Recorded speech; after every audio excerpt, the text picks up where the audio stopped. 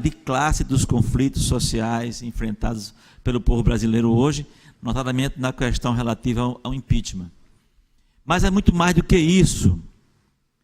Os conflitos têm uma dimensão política. Existem expressões, eu não preciso citar as expressões do parlamento, mas vocês podem identificar da melhor maneira que vocês acharem, aquelas figuras que estão comprometidas com o processo do golpismo, mas o fazem pelo fato de que desejam ter a preservação sua presença política, para daí se beneficiar efetivamente e materialmente.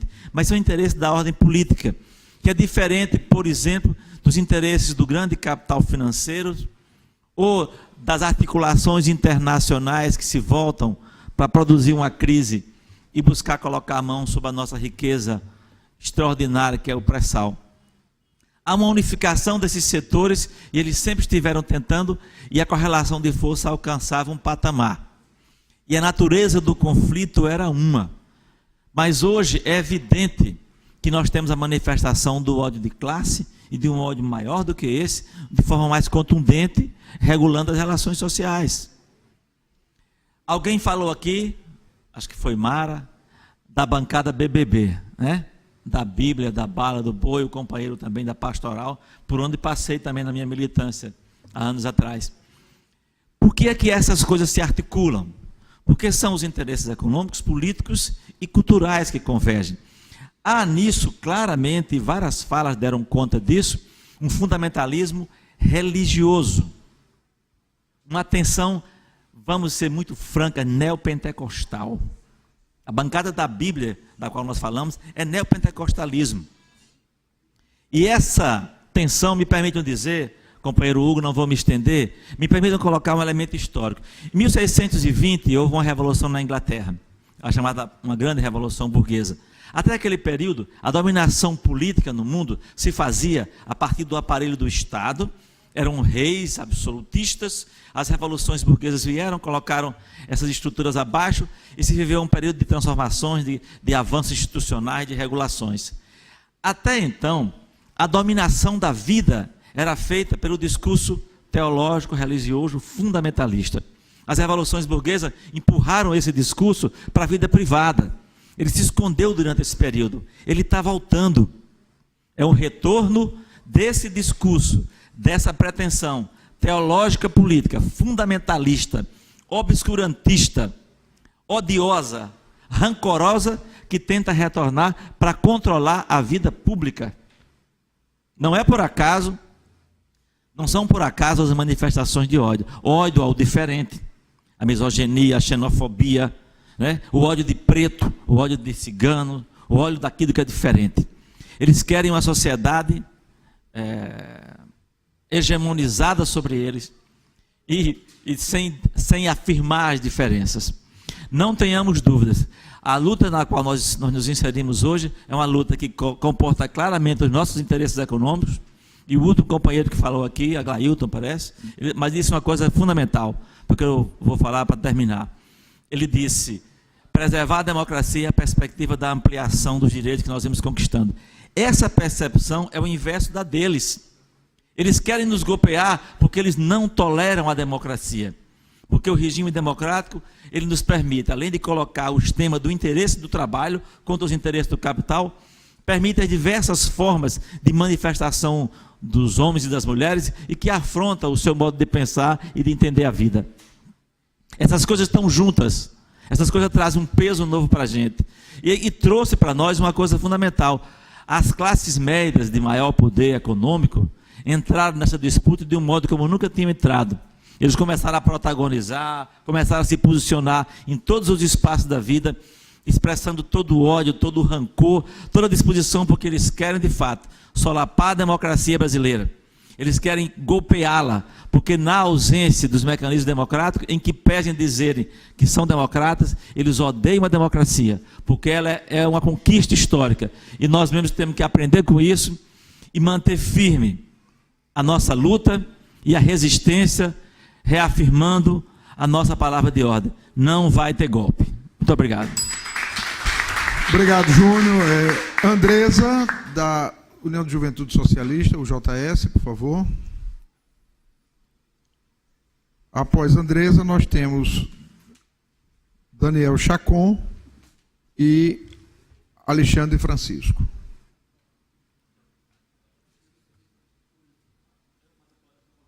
Bom dia a todos e a todas. Primeiramente, eu gostaria de começar minha fala relatando um caso que aconteceu, que não é um caso isolado, mas é um caso que acontece a cada 2 minutos. Uma amiga minha, de Campinas, ela estava saindo com sua namorada e foi brutalmente agredida por 2 homens. E isso nos gera uma indignação muito forte, pelo fato de que esses agressores continuam aí nas ruas impunes. Enquanto ela e sua namorada, que quase foi estuprada, além de ter agressões físicas e psicológicas, estão cercadas pelo medo e pela impunidade, né? Então, isso nos lembra que a luta do movimento estudantil, quando conseguimos aprovar o Plano Nacional de Educação, nós colocamos para que fosse discutido o termo gênero nas escolas, para que pudéssemos evitar que casos como esse, que são reproduzidos todos os dias, não mais fossem reproduzidos. Isso nos coloca também que os agressores não foram apenas aqueles 2 homens, mas foram todos aqueles deputados que foram contra a discussão do termo gênero nas escolas. Todos aqueles deputados que estão lá pela hipocrisia e pela intolerância, que defendem apenas suas famílias. Isso foi muito claro quando eles votaram no dia 17 pelo impeachment. A luta do movimento estudantil é uma luta que a gente sabe que ainda possui muitos desafios. Um deles é pela reformulação do ensino médio, porque a gente sabe que precisamos ainda avançar muito. Porque a realidade que temos hoje é que as nossas escolas, menos de 40% delas, possuem laboratórios de informática e bibliotecas. Sem falar dos laboratórios de química e física, que são quase extintos nas escolas públicas. A gente tem que ver também que, segundo a Lei de Diretrizes e Bases Educacionais, o estudante tem que sair do ensino médio preparado para ingressar no ensino superior e preparado para ingressar no mercado de trabalho. Mas nós ainda não conquistamos isso. Porém, a gente conquistou muita coisa, né? Como o Pedro Henrique falou mais cedo, nós conquistamos os 10% do PIB para a educação, nós conquistamos a destinação de 50% do Fundo Social do Pré-Sal para a educação e 75% dos royalties. E essa conquista só foi possível porque os estudantes e o povo brasileiro foram às ruas para conquistar. E a gente sabe que a Câmara dos Deputados está querendo trazer bastante retrocessos. E essa proposta de impeachment, que na verdade é um golpe, nós sabemos bem, estamos bem convencidos disso, ela nada mais é do que mais um motivo para que eles possam atrasar os avanços que conquistamos na educação. Quando José Serra tenta querer tirar o pré-sal da juventude, né? Uma luta que a gente demorou quase uma década para conquistar. Então, precisamos lutar em defesa da educação e lutar em defesa da democracia. Porque a gente sabe que a gente só vai conquistar avanços na educação se a gente conseguir barrar esse impeachment, barrar esse golpe, né? Então, eu gostaria de me solidarizar com a minha amiga Bruna, né? Espero que esse caso ele não seja mais reproduzido, que a gente sabe que é uma luta muito difícil, que a gente luta contra... Quem luta contra a homofobia e o machismo sabe como é difícil você andar na rua e sofrer agressões não apenas físicas, mas também verbais e psicológicas. Então, a juventude do Rio Grande do Norte precisa dar a resposta a esses deputados que votaram contra a democracia, de forma de que eles não representam o povo do Rio Grande do Norte. E a gente sabe muito bem disso quando a gente vê que eles falaram em nome de suas famílias, em nome de suas esposas, mas nenhum deles citaram a juventude de fato, porque eles não têm militância. Eles sabem que não tem militância e, por isso mesmo, eles já não citam a juventude, porque eles não se dão ao trabalho de passar tamanha vergonha, né? Então, para encerrar minha fala, eu gostaria de acrescentar-se, né, a importância da reformulação do ensino médio. Né? Acho que é uma luta que a UB está aí há mais de 3 anos, né? A Brisa sabe disso. E precisamos, aqui no Rio Grande do Norte, reforçar essa luta, porque a gente sabe que as nossas escolas encontram em estados precários, algumas até mesmo com ventiladores pegando fogo, que é uma realidade que a gente encontrou há mais... Aliás, a gente sempre encontrou essa realidade nas escolas, né? Escolas que nem ventiladores possuem. Então, para encerrar minha fala, gostaria de agradecer a presença de todos, né? E reforçar a importância dessa audiência pública.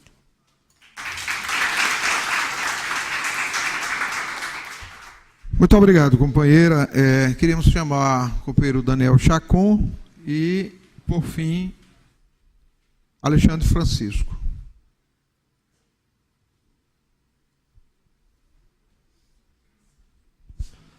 Bom dia, companheiros e companheiras. Ixi, mano. Bom dia, companheiros e companheiras. Agora sim, com coragem para continuar a luta. Queria saudar primeiro a mesa, em nome do vereador Hugo Manso, que também é propositor da criação da Frente Parlamentar em defesa das políticas públicas para a juventude. Reafirmar que esse é um espaço nosso, né? Esse é um espaço para que nós, as juventudes, sejamos recepcionados e recepcionadas. Esse espaço aqui é mais um espaço que a gente tem dentro dessa casa para a gente estar trazendo as nossas demandas, tanto no âmbito institucional como político. Em momentos como esse, é bom saber que a gente tem espaços garantidos como esse da frente, para a gente ocupar esse espaço de povo, que é um espaço feito para nós. E dizer, companheiros e companheiras, que talvez para a nossa geração seja muito caro estar discutindo essa temática da democracia. Nós que fomos gestadas e gestados à luz de um sistema democrático, hoje nos deparamos com uma situação e com uma conjuntura complicada. Não se trata exclusivamente de afirmarmos que somos exclusivamente favoráveis à legalidade democrática. Mesmo porque eu acho que foi comentado por alguém aqui que durante os anos 80 houve muita luta e muita resistência social. Foi nessa década que o Partido dos Trabalhadores foi criado, que o Movimento Sem Terra foi criado e que a maior central sindical do país, a CUT, também foi criada. Portanto, era um processo de muita mobilização social e muita luta. E mesmo assim, com os avanços da Constituição de 88, essa mesma Constituição não foi suficiente para representar o conjunto e os anseios da classe trabalhadora. A prova disso é que a bancada do PT se nega a assinar aquela Constituinte de 88, compreendendo que ela era uma Constituinte limitada no que diz respeito nos avanços na garantia dos direitos sociais dos trabalhadores.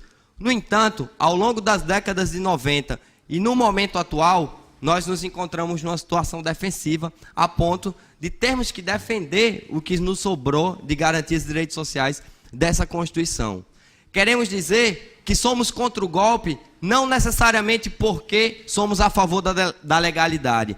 Nós acreditamos que o povo organizado nas ruas pode eleger, mas pode derrubar governos também. Nós somos contra esse golpe porque nós dizemos em alto e bom som que a Fiesp, que a Folha de São Paulo, que o Estado de São Paulo não nos representa. A Veja não nos representa. É por isso que nós somos contra esse golpe. Porque nós não nos sentimos representados por essas organizações. Nós reafirmamos que o MST, que a CUT, que a UNE, que a UBS, que a Marcha Mundial de Mulheres e que a Frente Brasil Popular é que fala em nome do povo brasileiro. E é por isso que rechaçamos esse golpe. É por isso que nos anos 90 nós fomos à rua e derrubamos o presidente Collor, que resistimos bravamente ao neoliberalismo implementado pelo presidente Fernando Henrique Cardoso. Trata-se, portanto, de um golpe porque não nasce da expressão exata da democracia, que é a expressão da soberania popular. Não está expresso na soberania popular, na vontade do povo brasileiro, a desconstituição de uma presidenta eleita com mais de 54 milhões de votos, majoritariamente oriundos da classe trabalhadora brasileira. É por isso que nós não aceitamos esse golpe. Portanto, companheiros e companheiras, o que nos está dado hoje, eu acho que foi dito aqui pela companheira Érica, mais do que qualquer coisa, é um momento de reinvenção das nossas formas de resistência. A Frente Brasil Popular tem se mostrado como um espaço capaz de reaglutinar a classe trabalhadora e a esquerda brasileira. É nesse instrumento, é essa ferramenta que nós precisamos apostar. Não existe hoje juventude do PT o JS, Levante Popular da Juventude. Hoje existe a juventude da Frente Brasil Popular. Hoje nós somos uma voz só. Não há espaço para as nossas divergências. As nossas divergências devem ser canalizadas no sentido de resistência, companheirada. Esse novo período que está dado para nós, como já foi dito, e precisa ser reafirmado sempre, sempre, é um momento de resistência. Se houver golpe, vai haver luta todos os dias. Todos os santos dias, nós vamos tirar da Constituição o Instituto Legal da Desobediência Civil e vamos praticar desobediência civil todos os dias em forma de ocupação urbana, de ocupação agrária e de várias formas de resistência. Portanto, companheirada, para concluir e parafraseando o poeta Mário Quintana, todos eles que aí estão atravancando o nosso caminho, eles passarão. Nós, o povo organizado, passariam. A luta e a luta. Ok, obrigado, companheiro Daniel Chacon. A última pessoa inscrita é o companheiro Alexandre Francisco, também do MST. Já são 11:55. A nossa ideia é, a partir daquele texto que foi lido como sugestão para uma espécie de carta dessa reunião, está sendo coletadas algumas contribuições. Nós estamos registrando as instituições, as entidades, os movimentos, os mandatos parlamentares presentes para subscreverem e estamos dedicando essa nossa reunião à memória e à luta do companheiro Joedson Freire e incorporando também uma espécie de solidariedade, uma moção de solidariedade que nos foi trazida pela companheira Andresa, da UJS, às companheiras que foram agredidas. Não consegui registrar a cidade, eu não entendi. Campinas, São Paulo. Eu fiquei em dúvida. Então, fazer esse registro e o último inscrito, o companheiro Alexandre Francisco. Então, alô. Então, bom dia para os companheiros e para as companheiras, especialmente o MST. Nós estamos vivendo um momento de muita complexidade na questão do Brasil e nós gostaríamos de falar uma mensagem da Via Campesina, que ela fala o seguinte: como já foi falado, o povo tem o direito à desobediência civil quando as leis estabelecidas ferem a nossa dignidade. O outro ponto também que nós estamos falando, estamos preocupados, é sobre a soberania nacional. Eu acredito que a proposta de soberania nacional ela tem que estar consolidada com todos os movimentos. E assim, nós vivemos um momento muito dramático sobre a questão do Rio Grande do Norte. Nós vivenciamos que a classe trabalhadora quase ficava órfã. Por quê? Nós só temos um deputado que ficou a favor da classe trabalhadora. Então, nós precisaremos que a sociedade ela corrija esse erro, não é isso? E sobre também a questão do Brasil, nós chegamos a uma conclusão de que o problema não está na questão das corrupções, mas sim é a questão de Lula. Eles estão querendo queimar o PT e queimar Lula.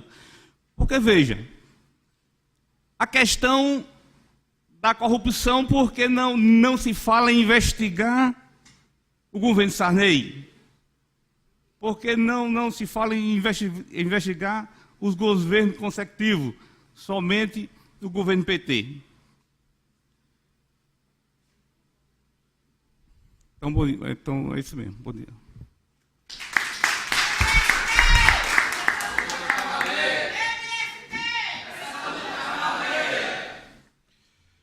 Ok, pessoal, com essa última intervenção, nós fechamos o ciclo dos inscritos, das inscritas. Gostaríamos de perguntar aos integrantes da mesa se gostariam de fazer mais algum complemento para nós irmos, já são 12 horas, pensando no encerramento da reunião.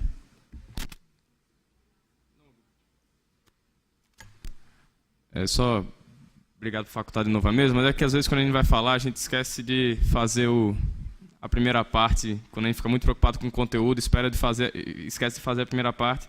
E aí queria ressaltar só, parabenizar, acho que em nome da UNE e do movimento estudantil, acho que eu posso falar pelo movimento estudantil como todo que está aqui presente, parabenizar a iniciativa da frente e também colocar, acho que para além da iniciativa do vereador Hugo e da frente parlamentar de estar discutindo esse tema aqui, é importante, importantíssimo para nós, juventude da cidade de Natal, ter a presença do movimento dos trabalhadores sem terra aqui conosco, porque acho que são um exemplo, vocês companheiros e companheiras, constroem na história da luta popular do Brasil um exemplo a ser seguido por todos os movimentos. E acho que nós, movimento estudantil, nós, movimento de juventude, temos muito a aprender com os companheiros e companheiras, e é muito bom que hoje vocês estejam aqui para participar desse debate conosco. É isso, parabéns ao MST, parabéns ao vereador Hugo, e vamos à luta. Obrigado, Gabriel. Companheiro Isaías, da Pastoral de Juventude. Só para concluir também, dizer que a gente reafirma esse compromisso, a PJ está na luta pela democracia e que a gente conta com vocês também nessa parceria. A gente, muitas vezes, não é bem visto dentro da própria igreja, então vamos fortalecer essa luta, tá certo? A questão também, como Mara colocou, dos golpistas, que nós devemos estar atentos e vigilantes quem são eles, para que a gente possa estar mudando esse cenário quando for nos próximos pleitos, né? Também trago aqui a memória para a gente não esquecer e tomar como exemplo da luta de tantos mártires que padeceram no outro golpe. E eu trago aqui o nome do Frei Tito, que padeceu, então que o sangue dele e de tantos outros mártires sirva para nós como exemplo de caminhada. E agradeço a oportunidade de estar aqui mais uma vez presente e digo a todos que estamos na luta, não vai ter golpe, e que também, como a colega Camila Paula coloca na poesia, né, que venham me calar, eu não calarei. E ainda como tem na Bíblia, se calarem a voz dos profetas, as pedras vão falar. Então, agradeço, um bom dia a todos. Ok, por fim, queríamos ouvir a companheira Érica, fechando aqui a nossa reunião da Frente Parlamentar em defesa das políticas públicas para as juventudes. Só reafirmar, né, a necessidade da gente organizar a nossa juventude, chamar a juventude para a luta, organizar a juventude do campo e da cidade, no movimento estudantil, nas escolas, nos bairros, e parabenizar também pelo trabalho que o Levante Popular da Juventude faz com a juventude das periferias.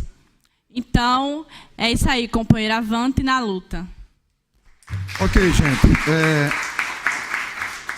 Mais uma vez a gente agradece ao companheiro Júnior Souto, aqui representando a senadora Fátima Bezerra, a companheira Divaneide, aqui representando o deputado Fernando Mineiro, o companheiro Juan, aqui representando o mandato do vereador George Câmara, a vereadora Júlia Arruda, que não pôde estar presente, é integrante dessa frente parlamentar, justificou sua ausência, os integrantes da União da Juventude Socialista, as integrantes do MST, do Levante Popular da Juventude, Levante da Juventude Popular, desculpe, o pessoal da Kizomba, o companheiro Gabriel, aqui representando a UNE, a companheira representante da UBS, representantes aqui do Grêmio Estudantil de Djalma Maranhão, do Centro Marista de Juventude, da Pastoral de Juventude do Meio Popular, da Pastoral de Juventude da Arquidiocesa, da Arquidiocese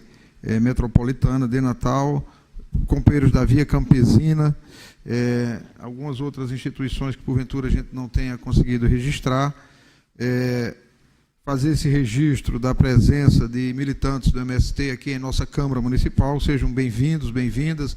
Desculpe-se, infelizmente, há esse ritual que nós buscamos quebrar aqui na Câmara, mas infelizmente tem um ritual de acesso que muitas vezes é extremamente constrangedor, preconceituoso, que nós cotidianamente tentamos enfrentar. Aqui nós temos pessoas de Ceará Mirim, de Mossoró, de Carnaubais, de Apodi, de Itaipu, de São Pedro, de São Paulo do Potengi, de Caicó, de Macaíba, de Veracruz e, naturalmente, diversas pessoas de Natal.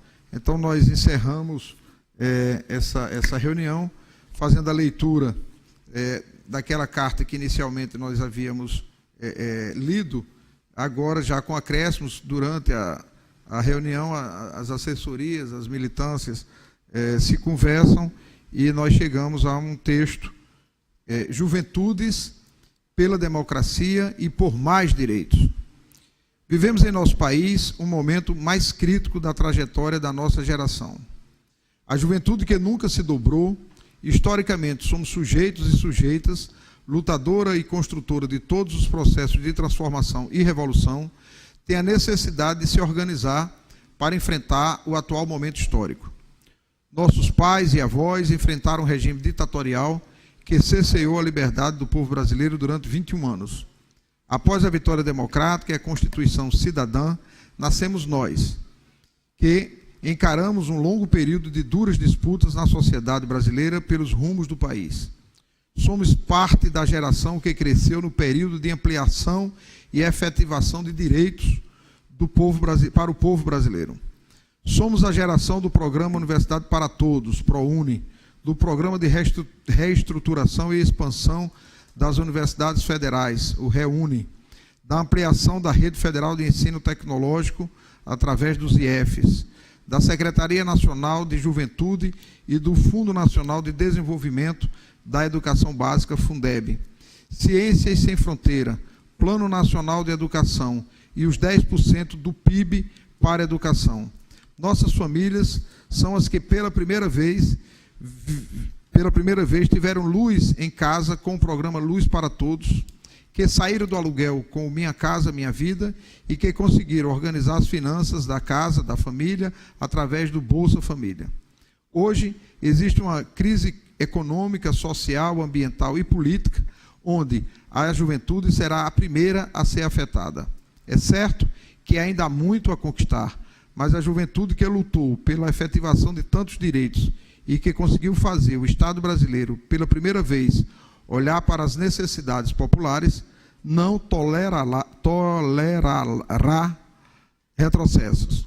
Precisamos continuar na luta pela ampliação dessas políticas públicas, pelas urgentes reformas política, agrária e urbana, e pela laicidade do Estado e suspensão de ideologias religiosas nas decisões públicas.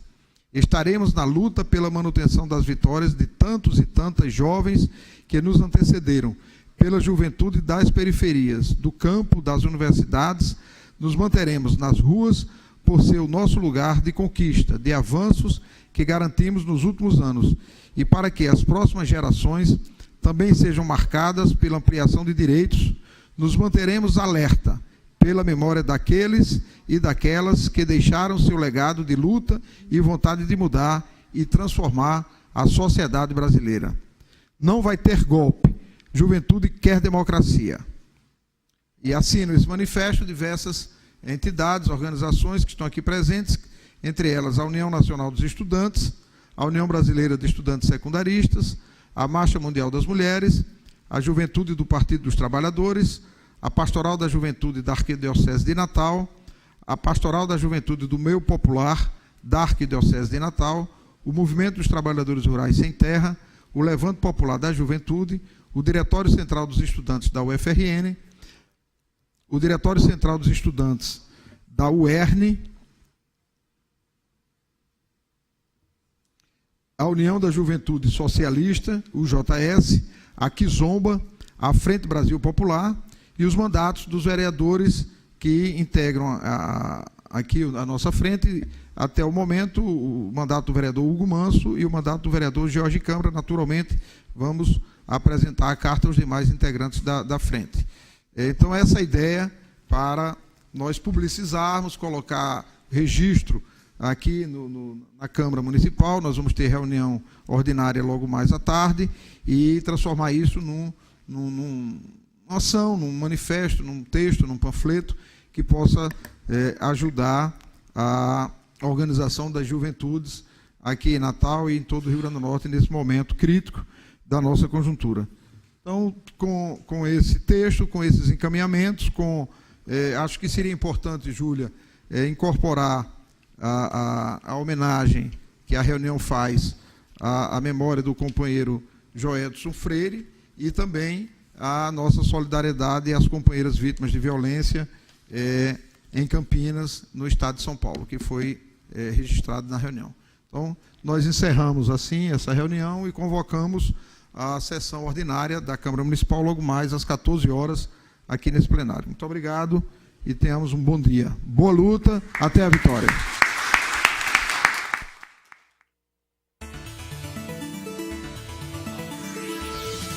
TV Câmara, a TV do povo de Natal.